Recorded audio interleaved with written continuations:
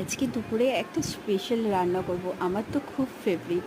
আর এখন আমার এগুলোই খেতে খুব ভালো লাগছে, ভর্তা।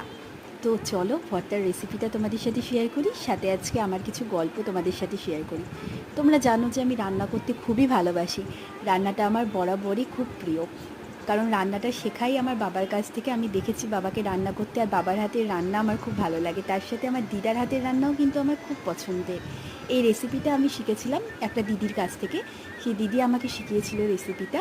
তো এই রেসিপিটায় মানে খাওয়ার পর থেকে আমার এত ভালো লেগেছে, তারপর থেকে আমি এই রেসিপিটা ট্রাই করি।